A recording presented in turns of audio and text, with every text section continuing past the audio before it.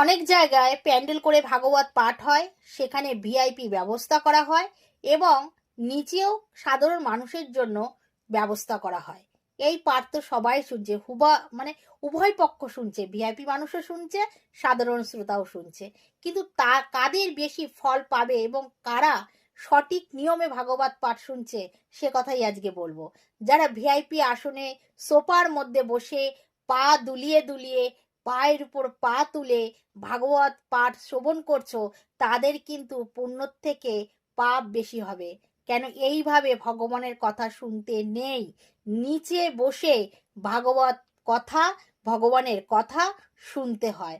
আর যেসব শ্রোতা নিচে বসে ভাগবত কথা শুনছে, ভগবানের কথা শুনছে, তারা কিন্তু সেই পুণ্যের ফল পুরোটাই পাবে।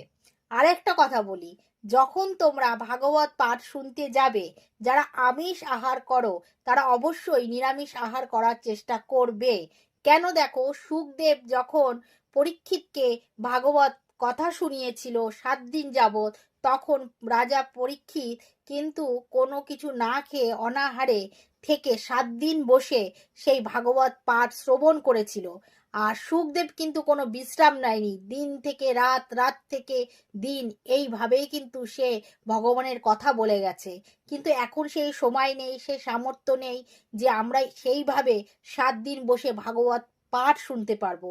কিন্তু সেটা যদি না পারি, এটা তো পারবো যে যে ভাগবত পাঠ করতেছে পাঠক তাকে একটু সম্মান জানানো বা ভগবানের কথার একটু সম্মান জানানো। তাই জন্য সবসময় ব্যাসাসনে বসে আছে যিনি পাঠ করছে তার থেকে নিচু স্থানে মাটিতে বসে তোমরা ভাগবত পাঠ শ্রবণ করবে।